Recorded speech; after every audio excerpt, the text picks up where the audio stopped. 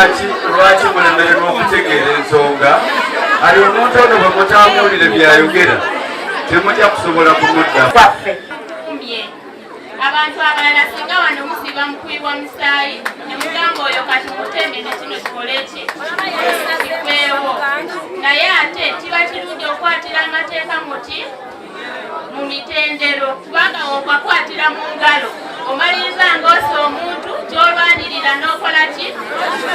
n'okifiirwa oluusi nga bakututte mu kkomera. Kano kaloboozo gye tuli fenna abakulembeze, oba oli mukulembeze mu makaago, oba oli mukulembeze ng'okulembera abantu abo babiri bokka, tubeere ne kye tugamba tufuniramuwa. Naye woogamba nfuniramuwa bwe buzibu bwe tukola ki bwe tufunye olwaleero. Singa twamanya ekigambo tufuniramuwa nga gwe omukulembeze n'ogamba tufuniramuwa n'abantu bange benkulembera. Singa ku budde mwajja wano ne mutuula ne babaguza ekirowoozo kye muyina ne mutukobaganyako ebirowoozo ne mukiikaanyako oba ne mutakiikaanyako. So mu bukulembeze bwonna bw'oba ofunye tambulira ku kigambo tukola ki tufuniramuwa ffenna si nkufuniramuwa mukirengo omwo. Kunagira ku bukulembeze ng'emidaala gyonna gigomba kumwala. Road reserve yeriwo wali wansi ku kkubo si wano we tutudde. ng'emidaala gyonna gigomba kuki kumwala. Bwe nagira mu bukulembeze ne gijja nga gikola ki nga gyeyongerayo. Twabadde tuli awo ne batuga nti ate trade order. Mukama wange trade order bwe yazze yakoze ekintu ffenna kye twewuisa olwosi teyakikoze mu matugga kuba kiri kampe waidi. Kati wali eri ajati nantu bwe wakolera n'ogenda booti ne basala ne ofiisi ne bagisaliramu ngalaga nti eri muki mu trade order naye ne mmanyi waliwo bwe bakoze eki bwe bamakizi nga balaga tibirina okukola ki birina okuvaawo. Weewaawo bikyaliwo tetunaba kubijjawo. Kati ffe tulaba nga ebyakola ki ng'ebya trade order ebyakola ki ebyaggwa, naye nga awo n'abatuge tube nga tukola ki baatugamba tugende nga tukola ki nga tuvaawo.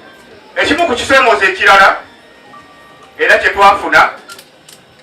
baatugamba era ne batukakasa nti Kasangati Matugga Road ekkubo eryo nga likolebwa diversion egenda kubeera nobaita kuki Blackberry Road. Era Blackberry Road oyo emmotoka ezimu ezandibadde zitenga zisalira buli kitegeeza ki emmotoka zirina okuba nga zisinganya mmeka bbiri. Olwaleero lole y'amatoka ebe yambuka wali eri nga luwe endala ekkirira emu erina kudda reverse mu kolansi endala esobole okukola ki okuyitawo. So kitegeeza eyo nawo bigattagatta olaba nga ekifo we tuli abantu tuli bangi ate ng'ekifo lwa kyeyongera kukola ki okukekeddwako. Njagala RDC wano waliwo decimals 27 wali tulina decimals 5 ate ng'ekyomukisa omulungi bwe tulina decimals 5 tuli mu kitundu kyekimu mabanda. Ekyokubiri poloti yaffe era ekoona ku kkubo. Ekyokusatu ekikayanya abantu wano kwe kubeera ne entresses ez'enjawulo nti wali omuntu ayitawo n'ayingira wano omuntu ayitawo n'ayingira, naye ekya security mwe mu bitusinga akatale ebiseera ebisinga tekabeera n'amakubo mangi. N'olwekyo abantu wali tujyawo bulungi. Bucket kaliko ba Land Road ba mirundi ebiri. Kaliko Land Road ekitongole ekyaffe eky'abasuubuzi mwe twegattira abaagula emidaala, ne kabaako Land Road Mwami Amos Nkugwa. Omuntu bw'aba akatambula ng'akeetooloola okuva ku kkubo asobola okulowooza nti lino lyonna ttaka lya katale. Si bwe guli. Tulinako ettaka eriweza decimals 27. Decimals 27 ojja kukinnyonnyola abasuubuzi bano bakitegeere buki bulungi. Obuzibu bwaffe buvaawa? Obuzibu bwaffe si bwakwagala kutunda basuubuzi bannaffe kuba naffe tuli bammemba, naffe tulinamu emidaala. Muno mulimu bato baffe tusaba protection. Naffe tulinamu emidaala naye obuzibu buli ku ensonga tuzitegeera tutya, zitukosa tutya. Ffe twatunulira kya mu maaso si kya leero byebiriwa wammanga. Musisi byayogeddeko sigenda bigendako. Okusooka bwe twali tugula awantu wano twali ku bunkenke obw'ekika ekyawa. Sebo weyogera pointi z'ogamba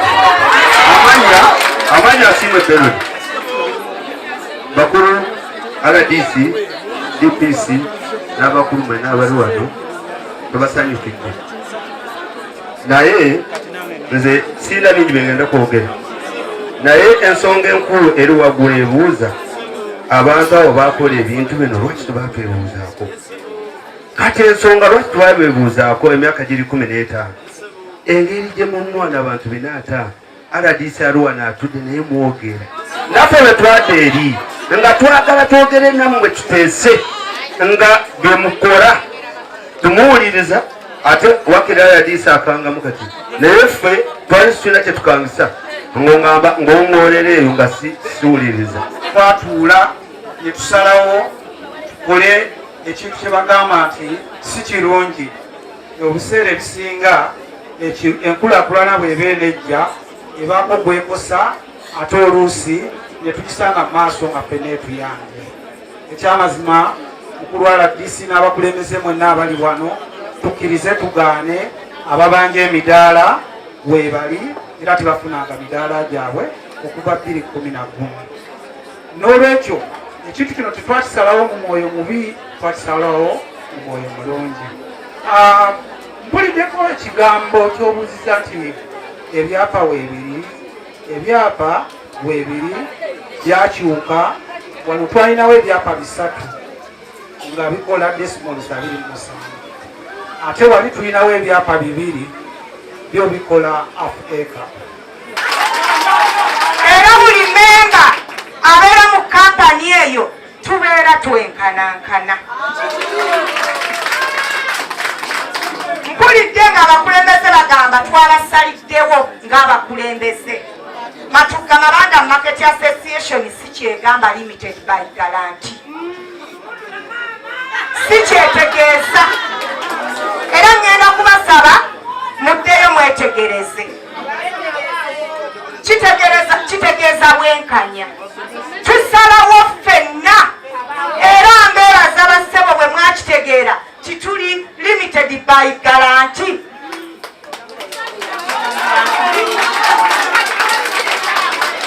Mwagamba nti amaanyi gali luddawa? Tegali mu bantu bameka? Amaanyi gali luddawa?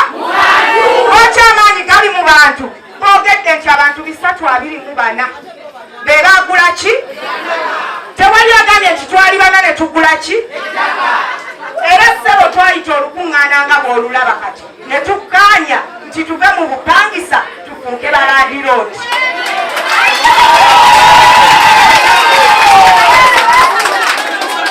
Era sirowooza nti bwe wandibaddeewo okwagala okufuna ekifo ekinene nga bwe mpulidde kubanga kwali kulwa bulungi bwaffe ekirungi twandikigaanye naye omukisa tegwaliwo era tebakwagala beeyagalizanga abantu. Era bawulidde mwagambye kuba famire yange ku lwange ng'omuntu nasalawo bwenti ebintu bino si bwe babikola. Matuga Mabanda Market Association tulina ebyapa 3 owekitiibwa nkuwaddeko kopi. Tulina block number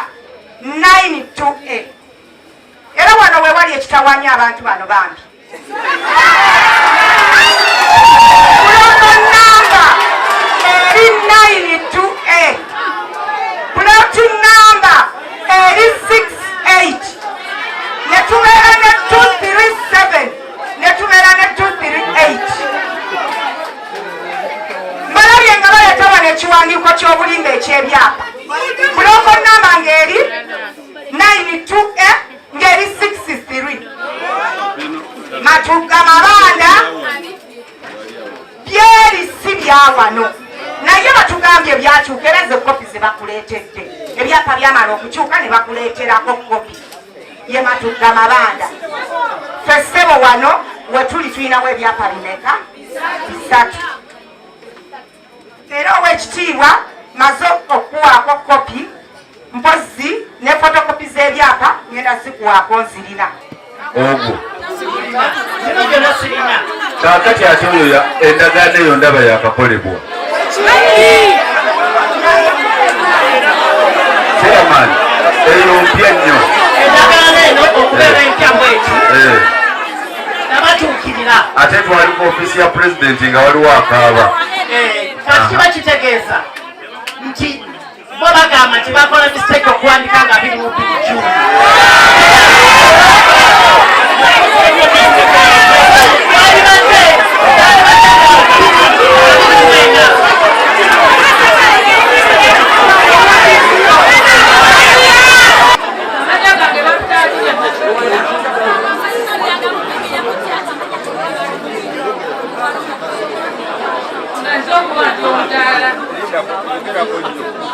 amanya gange bamutaatije Makiwala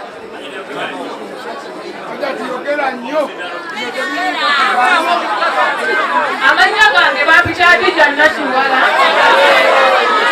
amange omwami ono ne mwami Kenoni abutatudde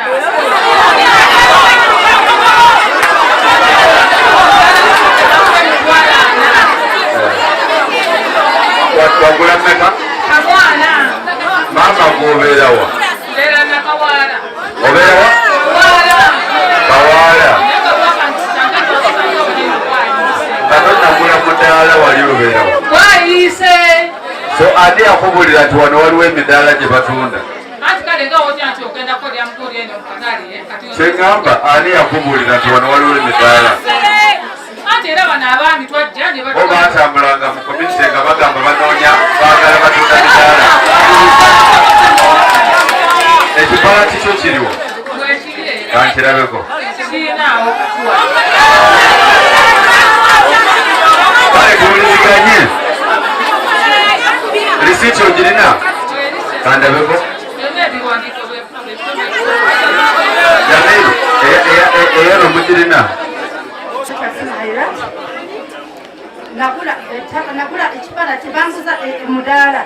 omwami yanguza yali omwami ono ne mukulasimu ebenoni ani yakuguza ani yakuguza benoni neono omwami ne jamiru era nebasayinengako bakuguza sente mmeka banguza $2 million era banguza mu mannya ga babiri Mwaka ki? kamwaditeni 2018 mwezi gw'okumi jamiru naffe tubanja bano abantu kubanga tebakituweerezanga mumuwa omuzindaalo omukulu jamiru tuwuliziganye basebo ne bannyabo mu mwaka gwa 2018 mwezi ogw'omukaaga basebo ne bannyabo tuwuliziganye mu mwaka gwa 2018 mwezi ogw'omukaaga enaku z'omwezi mukaaga amannya agange ez'engini ya Katongole Emmanuel Sebo inginiya Emmanuel Katongole naleetebwa omwami musi nandaga omukulu gwe bayita Mawejje Joshua musi yaliwa nandaga omukulu gwe bayita Mawejje Joshua nandaga alina ekifo mu katale muno naye bagenda kuzimba ekifo wakigula sente mmeka $1.5 million waziwani naziwa oyo Mawejje Joshua mawejje yaliwa mawejje yaliwa mukulu mawejje mawejje yaliwa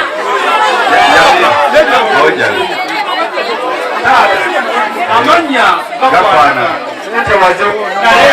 waziwani Mawejje Joshua mutabani wo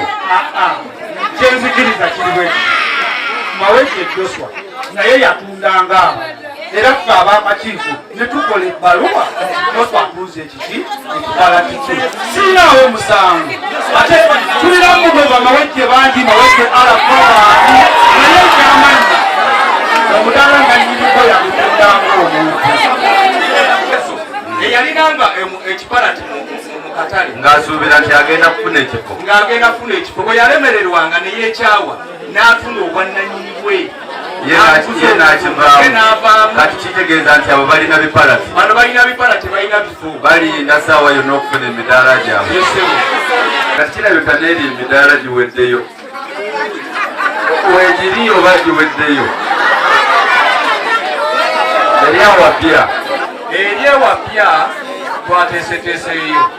era tewannabaako muntu yenna afuna mudaala wadde emidaala giri emeka bagambye emidaala giri mu 6 giri 6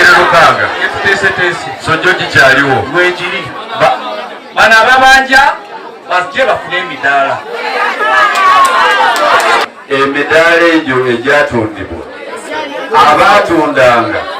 baali tebannafuna midaala egyo nabo batundanga mpewo nga tebalina bifo okusinzira kyendaba wano naye kansolo yogerako katono basaba ne bannyabo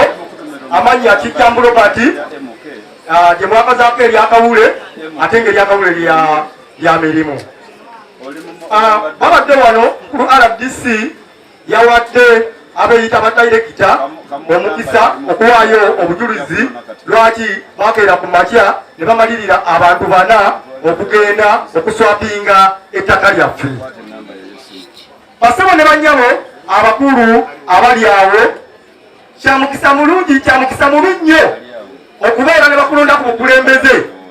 oba okusikira ewammwe n'otunda poloti n'otuuka ne ku kijja n'okikola ki. Basabo ne bannyabo abasajja babadde wano nga banyonnyola ebigambo asiimwe Benoni mukulu Musijjajja William ne mukulu Mawejje n'enduga Jamiru. Basabo ne bannyabo kulondiriza abo abakulu bakama bange bano abakulu gye bagamba nti waliyo emidaala 40 Sikawule eyali ku bukulembeze nti yatundayo omuki. Asiimwe Benoni ye yatunda emiki era mukimanyi bulungi. Asiimwe Benoni yatuuka ekiseera nga takyakola nga wasolozaawo buki. Mukimanyi bulungi nti Musijjajja William muno yakyakyalina mu mulimu ng'asolozaawo buki. Esawolwero bakama bange omuwandiisi waffe ayina ebipapula awo omudaala gumu nga gulimu abantu 2. Asiimwe Benoni nga yatunda Kijjambu Robert n'agenda ne bamugamba nti nno tuwe ekikundi ekyo tuggyemu erinnya mu constitution ate tukuwe erinnya lyo liyingire mu constitution. We bazza ekipalati ekyo ate ng'era omudaala bagukola ki. Era obujulizi we buli awo emidaala giri awo gyatundibwa emirundi n'emiki batugamba kano akatale kafunda ne bali badirekita mpulira bulungi babajjawo emidaala omuntu n'atunda emidaala 40 nga abebweru lwaki tebabawa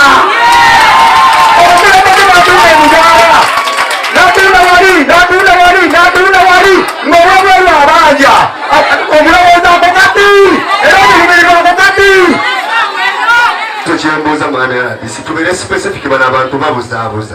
tosobola kungamba bakubuuza ensonga lwaki wajja wano akatale okatwala eri noleeta ensonga ya Namuyombe yagula essaayi eyo ekugisawo abantu 3 oba 4 abantu balole straight forward. Ekirala ekyokubiri abantu mubala 3 ffe bamaama wange yakolera mu emyaka 10 nga talina midaala waliwo abalala 3 abatali balandiroodi nga bakolera muno. Abantu bangi ababenefiti akatale kano bwetudda ku saidi yaffe y'abakulembeze ero ye capital city ya Gombe omusolo ogusinga gwonna guva wano bwetulaba guva wano tosobola kukola kintu kyonna nga tusose kubuuza ku bantu bavaamu musolo. Dairekita basiteke orders abasookera ddala be bantu bano abantu balikubuuzaabuuza musireyo twatula netupulaninga pulani ebeera mu nnyumba yo ng'omuntu wanyala disookola mu ofiisi ya president naye tosobola kusalawo kintu nga banno tebategedde bwokola nabo. Bano abantu bali 3 ku bantu 4. N'olwekyo mwami RDC kusaba nga nva waggulu tubeere specific abasuubuzi kye basalawo kye tugenda nakyo. Demokrasi egamba tufevalinga majority not minority. Majority egamba ki ekyo okusaba kwamusireko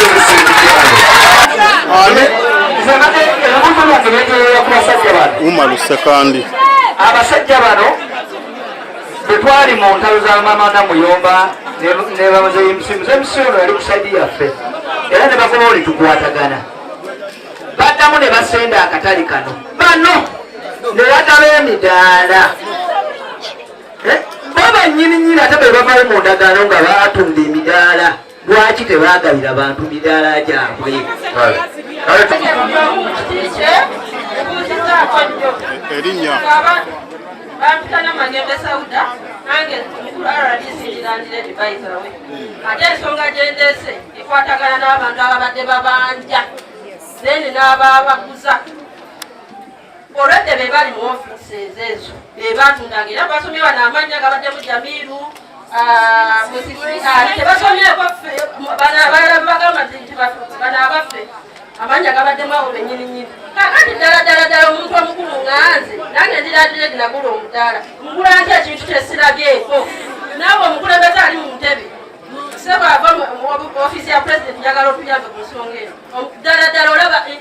common sense ne real sense osobola ogenda mu ofiisi nosasula miliyoni z'obubiri ne bakugamba nti kyesitanga nekipapuleto nga tebakugambye nti ekintu kyo kiri awo naawe omukulembeze agamba nti wali mukulembeze ebiseera ebyo naawe nosayininga nokkiriza ddala fenaye mutuyambe n'ensonga nkulu nnyo sinasi bantu bakulu okula otya ekintu kyotalabyeko era tubeeyanza nnyo ffe abantu bange abamu tebasobodde nakujja wano olwaleero ku short notice naye abatonotono abaliwo bo baagala midaala era baagala kukola eri abaami bano akakiiko kano betubanja mami mawedde n'akakiiko kammwe fe tubasaba midaala gyaffe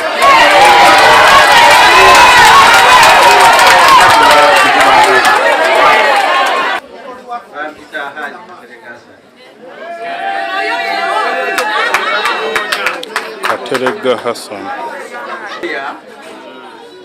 yamba ku mwami Kisipi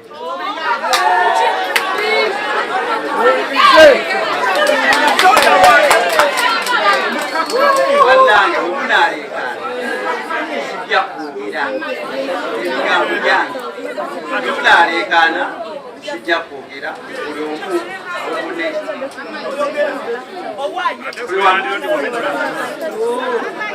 ensonga endeese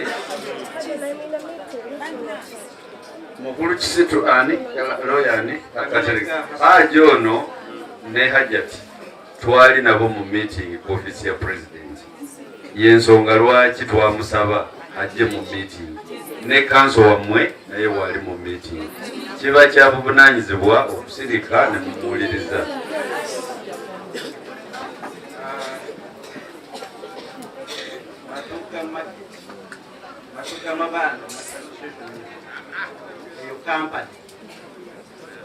kampani ekiikirirwa badirekita abalonda kampani eyo ekulembera badirekita baayo etuukirira mwami Kisitu abaagala bafune ekifo ekigazi baagala okufuna ekifo ekigazi mwami Kisitu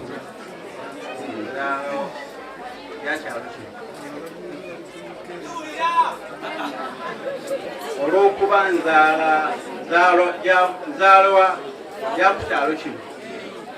abantu abamutuukirira n'akatale yali amanya ensonga ezikola ki zigenda mu maaso bamala okutuukira mwami Kisitu abantu abatuukira mwami Kisitu were balangulo baali badirekita kuoba obudde abakatale kano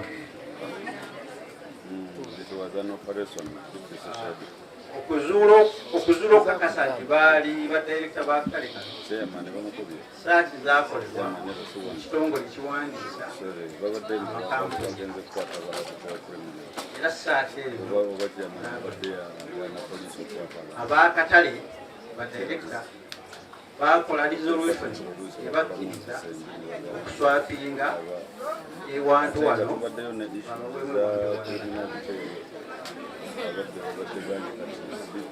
baali tebalina byapa byawano bababuuza ebyapa bimwagala okukyusa biri luddawa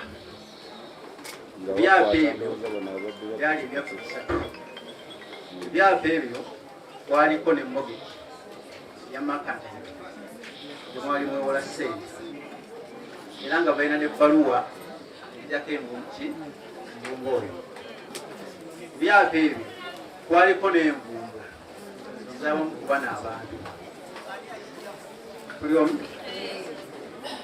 bwe bajja ne balambula ekifo kino nekiri baleeta resolution ne bakkiriza okuswapinga ekifo kino bafunemu ekirala bakwata ebyapa oba obudde batugamba byali mu posita nga balina okubijjayo bali abantu 5 bagenda ne bajjayo ebyapa ebyo bamaze okutanga baleeta ebyapa ebyo ne basayinenga ne transfer nga badirekita ezikyuse ebyapa ebyo ne mwami Kisitu n'akwata ebyapa bye n'asayinenga transfer ezikyuse okuva manya ge zidde manyamu Matuga Mabanda Association. Ebintu ebyo byonna byatwalibwa mu Land Office. Ebyapa ebitwalibwa mu Land Office ebyapa byakyusibwa ebibadde ebya Kisitu ne bidda mu mannya ga Matuga Mabanda Association era ne babigoba director n'ebyapa ebibadde ebya Matuga Mabanda ne babizwa ne bigenda mu mannya gani aga Kisitu. Kisitu yabirina ebyapa bya wano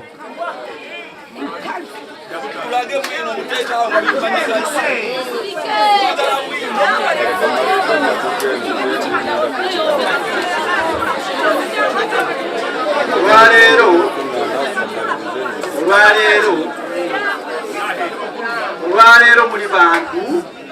musukka emyaka 18 bino ebintu si bya bufaayanira bufaayanira sisobola kujja nenegamba nti ono omukyala wange nga si wange nga sirina mumalikisa ebyapa bya wano babigwasa Kisitu nga bimaze okukyusibwa ebigenda mu mannya gani Kisitu yasasula omusolo okukyusa amanya ga Mabanda okudda mu mannya ge nga bano abaterekte basasula omusolo okuva mu mannya ga Kisitu yagadda mu mannya gani olwaleero omuntu asobola okujja n'agamba nti kanso ebyapa byakyuka ddi kubanga wano tulina search report eyangakitegeera ekitufu ekiriwa mulandizi kale muleke kansa ayogere alirizanga amakulu ebyapa by'ettaka lino mwami Kisitu Richard yabirina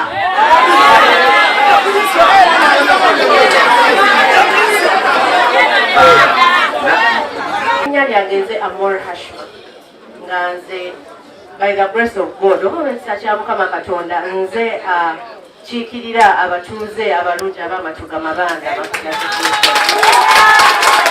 era nga ensonga zino zizze zitambula njagala obategeeza nti nno muganda wange Haji Hassan azze wano era actually kwemba ntandikira kale njagala okubagamba nti ebitongole bya gavumenti bikolagana yensonga lwaki saawa eno bw'oba ogenda okufuna oba driving permit bakugamba nti no oteekako neki n'enninamba yo tugezaako nnyo okulaba nti n'ebintu bino bibeera nga bikola ki bitambula ti ekitongole kino kireke kubagana oba tubeereka tetukontana oba tutegeeraganye RDC nga bw'agambye tuzze tukola search buli lunaku bwe tubeera ne meetings etutera okukuba nga bulijjo bwe mumanyi okulaba nti n'abatuuze tubabuulira ekiriwo tuzze tukola search era nga saawa eno n'olunaku lwe twagenda mu ofiisi ya minisita wa presidency twakola search ng'ebintu ebyo byonna byonna batulaga nti no Matuga Mabanda ye amanya gaayo ge gakyali ku ki ge gakyali ku kyapa ndi mukakamu ndi mumalirivu nti abantu abatudde ku land bonna basoma amateeka nga nabo bakimanyi nti saawa eno newabeerawo ka disclaimer kubanga banaye kompyuta zikola mistake era siwakanya nti nno kanso ayinza okuba nga alina ebyapa naye bannange ebyapa babifuna mu ngeri ez'enjawulo ebyapa bw'abanga abirina tuyinza okuba nga tuli wano nga tulina kopi z'ebyapa ezafulumame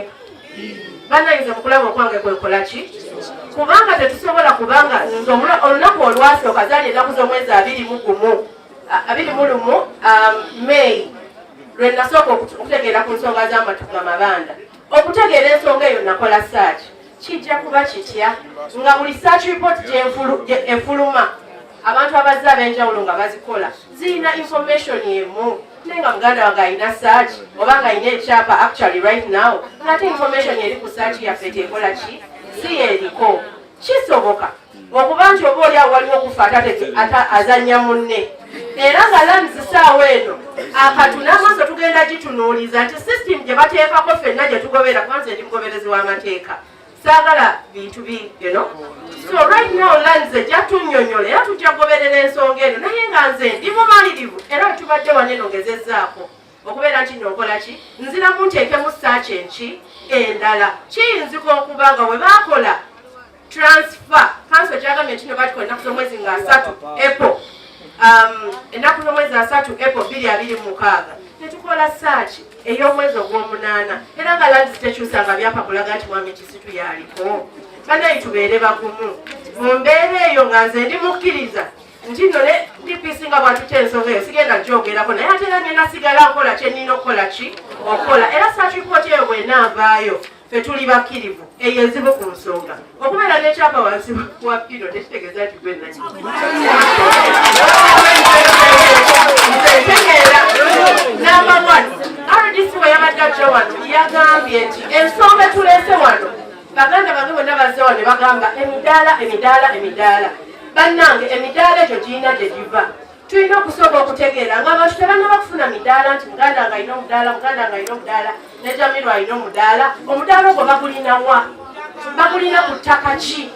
the issue eyakozesa baganda bange mwami Asiimwe mwami Jamiru ne Musisi twali tulina okutegeera waliwo kintu mu mateeka kye bagamba nti tosobola kugaba kyotalina tosobola kupasinga title gyotakola ki gyotalina bannange twebuuze Matuga Mabanda Market Association Limited kyeki era bwe baali bawa mwami Kisitu obuyinza oba kyonna kyonna kye bamuwa kyesimanyi kubanga nze as far as I'm concerned Matuga Mabanda ekyalina ebyaki ebyayo naye bwe baali bamuwa mu ttuluba ki muganda nga yagenze n'agamba nti nno badirector abantu abatandika ekibiina kino oba bali abantu 2 be balina okulonda badirector bannange nzize mbasomesa constitution yammwe oba ze bayita articles and memorandum of association bateekawo akakiiko ako abantu 2 kasooke kalonde badirector abaasooka era ssemateeka wammwe ng'agamba nti nga bayita emyaka 2 bajja kuddamu bakole ki ebintu bino nzize mbibasomesa bannaye mwaddamu ne mulonda badirector abalala nga tetumanyi kino kitegeeza nti after some time era wano wenyininyini tulinawo resolution twagenda ne tubuuza ku kitongole kya URSB kyekitongole ekiwandiisa buli kiwandiiko kyonna tuli wamu era URSB negamba teyinaayo resolution ya registering wa baganda bange bano nga bakyusa constitution yammwe tewali resolution nga bammemba mmwe muluddawa bwetutegeera nti nettaka eryo liri wano tutegeere nti ettaka eryo lyenkana litya bwe tunategeera nti no lyenkana bwe liti tutegeere nti abasuubuzi ababanja ettaka bali bameka era abantu abo tugezezzaako tutya okumakinga sure nti n'abantu abo buli omu afune ki emidaala bwe tuna answeringa question ya ownership omwami oli ayogedde bulungi nti abantu abagulanga emidaala bamanya nti no bajja bawa emiki nsaba bonna tujja kwefunzafunza abantu bakatale bonna bafune emidaala gyabwe. The question is bagenda gifunawa kubanga bannange akatono kabakako omuntu ne bwajja n'ekinene nga si kikyo tekiba kiki tukkirize tukkaanye tutegeere ekifo kyaffe kiri luddawa kisalizaawa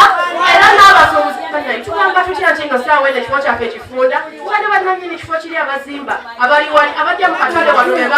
bagula ku bintu wali tubeerewo olw'akatale kaffe saawa eno era kansonga bagambye bannange kinaba kyetaagisiza ate nga nze nsuubira nti saawa eno amazima agamu gatandise ozuulibwa naye bwe kinaaba kyetaagisa omukama katonda talya nguzi ate ne mu kooti gye tugenda oba gye tunaaba tugenze mubwasaasire n'abalamuzi batunulira obujulizi obuweereddwa olwaleero bajja kusinzira okubategeeza nti Matuga Mabanda Market Association erina ebyayo era we wano wetuyimiridde Joshua Muzira Mutundu mulabo waffe omulungi Amiri Babalanda ensonga zino zonna zibeeranga era yali yasuubiza nti ebibadde mu ofisi bibaddengawo naye abantu tebasaba bonna enjuyi zonna zasaba nti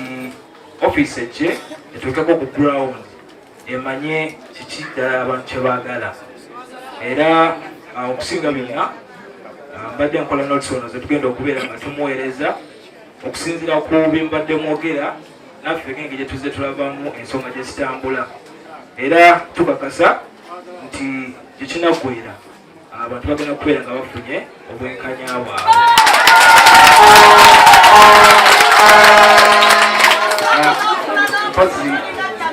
Mpozi ekirala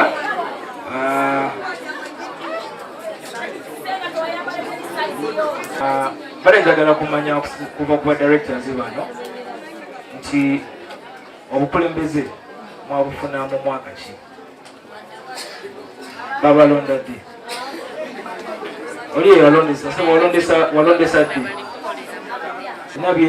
ndabye nga tebigatta bulungi ekimu kibadde okubibyo naye ndowooza tojjagabana muko ne RDC buli mu notes zakoze tucomparinge kubanga wabanga waliwo ebitakolebwa oba kangeze nti wabanga tebalondebwa obanga ekira kyabwe kyali kituuse ekyokulonda oba ne watabaawo okulondebwa mu ngeri emu obenda kibakitegeeza nti buli kiddako awo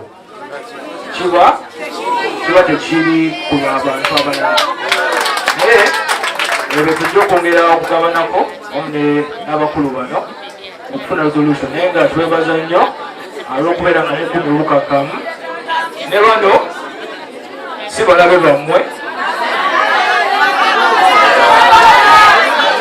mukulinzeeko ina bibiri oba bisatu byentegedde wano. Ensonga esooka maama minisita wa presidency honorable minister Mireba Balanda ye yatulagira tujje wano mu meeting eno nze ne DPC nawe omukulu avudde mu ofiisi ye nammwe abakulembeze tulabe engeri gye tumalirizamu ensonga eno mu mirembe. Ekituleese wano kyava mu meeting eri gye twalina mu ofiisi ya president n'abakulembeze ne tusalawo tujje wano twogere kubanga bano baasaba ne bagamba mujje ku katale mulabe ekiriyo. Ebintu biri bibiri oba bisatu. Ekisooka teri ayinza kubajja wano nga temweyagalidde.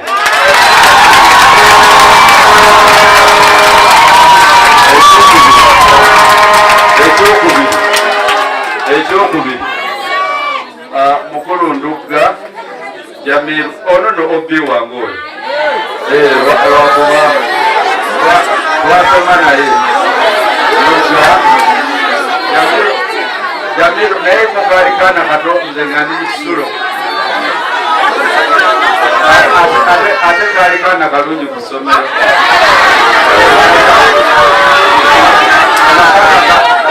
abikola mufere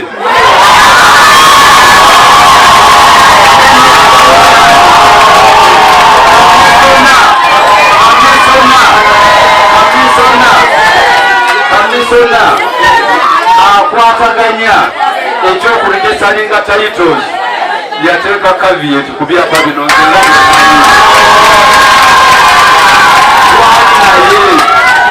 minisita n'amulagira twali bano babakiikiridde bano era ono kumpe wetisati ono yayenyale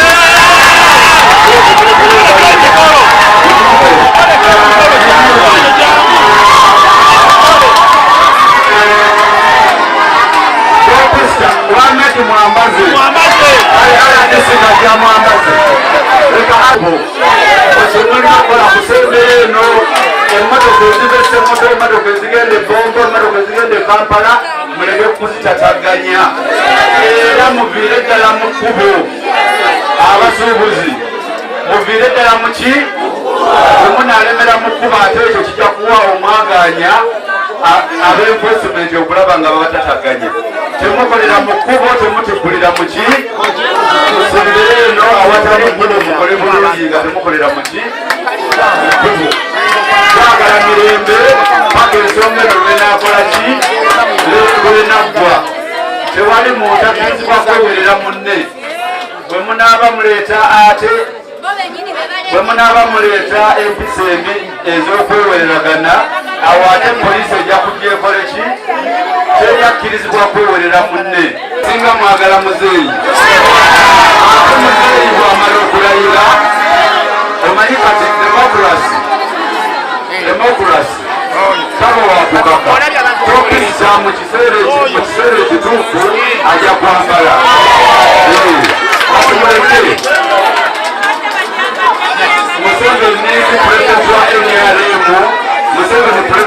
lwaki lwabuganda ate akatale kano kakoleramu abantu b'endowooza ey'enjawulo naye nga teekakoenyale mumwe muzinga naye bapulezidenti omulungi gwe mwalonda lw'abantu bonna wa bibiina byonna omwana wammwe wa bibiina byonna so ffe kati kyetulabye wano